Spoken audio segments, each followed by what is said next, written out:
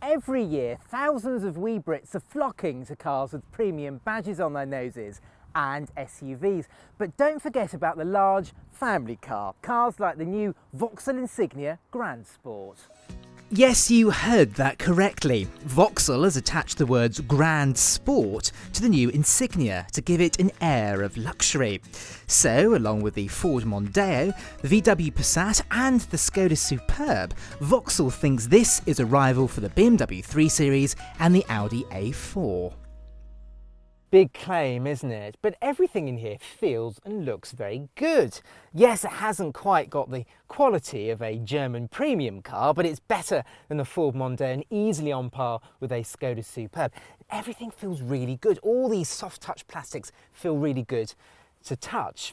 Now the dash is very simple in design and it's dominated by this colour infotainment system. It's the same type you find on the Vauxhall Astra, and the screen is very clear and the menus are all very intuitive. It hasn't got quite the sparkle of an Audi A4 in here, but it's an awful lot bigger and it's very easy to get comfortable thanks to a fully adjustable steering wheel and a driver's seat. Storage wise, well, it's a bit hit and miss really. Yes, the glove box is absolutely tiny, in fact. I mean, you can only just about fit the owner's manual. Down here though, there is a large central cubby. I mean, I've got a bottle of water here and there is your USB charging port in there. I can put that there, and there's two more cup holders, and the door bins easily swallow up a 1.5 litre bottle of water. Trim-wise, well, there's 7, and that's 2 too many. You don't really need to bother with the top models unless you really want leather seats and matrix LED headlights, as the basic design trim, similar to our car, has cruise control, auto emergency braking, keyless entry, Apple CarPlay, automatic headlights and Vauxhall's OnStar concierge service. Back here, and it's absolutely vast. Look at the amount of knee room I've got. It's like something you find on a limousine. In actual fact, it's very similar to the type you find on the Skoda Superb, but you can't say the same for headroom because of this sloping roofline. My head is almost touching the top of the roof. You can fit 3 at a push, even though there is a very small hump in the floor. Vauxhall haven't really designed this middle seat to be sat in, so if you do carry a third passenger, they're not only going to be sitting really high up and their head is going to be touching the roof, but they're not going to feel particularly comfortable and they're going to be really squabbling for shoulder room. Another bad point back here is there's no armrest. Now this is a family saloon car, it should have an armrest or even a ski hatch, which is a bit of a shame really, but there is easily reachable ISOFIX points in the 2 outer seats.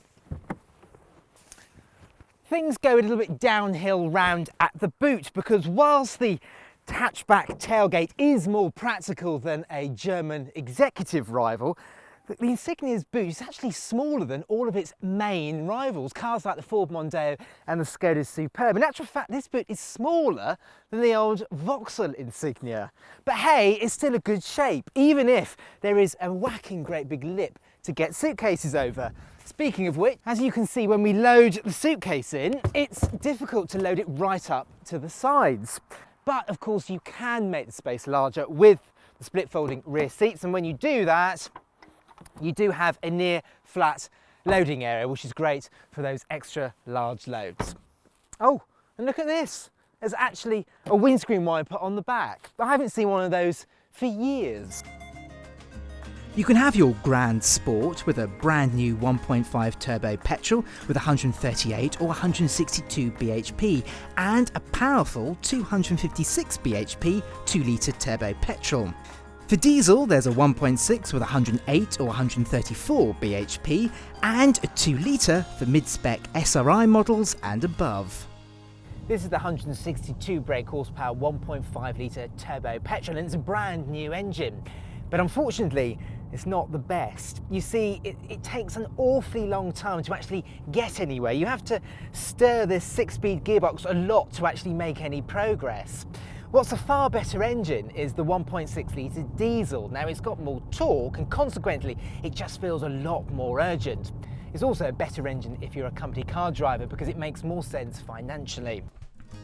The diesels should return decent fuel economy. The lower powered 1.6 is the most frugal, with a claimed 70 mpg, but we'd go for the more powerful version because it should return in the early 60s and yet still offers decent power.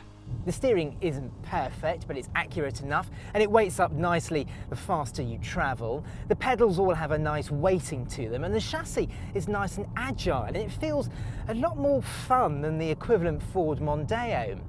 The ride is actually pretty good too. Now, we've got the optional 18-inch wheels, and whilst there is a bit of a crash over potholes, generally speaking, the ride is pretty good. One word of warning though, if you go for the top spec 2-litre turbo petrol, Vauxhall will fit 20-inch wheels to the Insignia, and it's just far too hard. And even with the Flex Ride adaptive suspension system, the ride is just way too crashy. Along with a crashy ride for the posh versions, right across the range there are few negatives.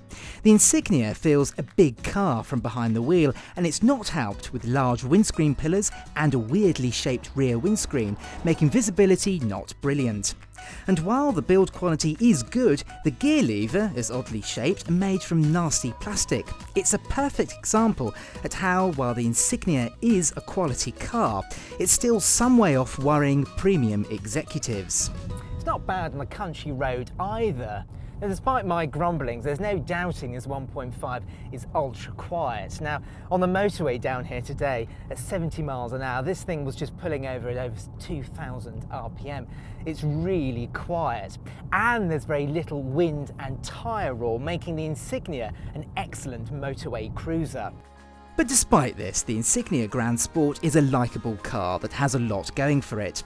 And it offers tremendous value for money. The entry-level car comes in at just over £17,000. That's only £600 more than an Astra. If you're interested in an Insignia, watch our review of the Skoda Superb and our Executive Cars playlist. Subscribe to our channel by pressing our logo, and please like and share this video.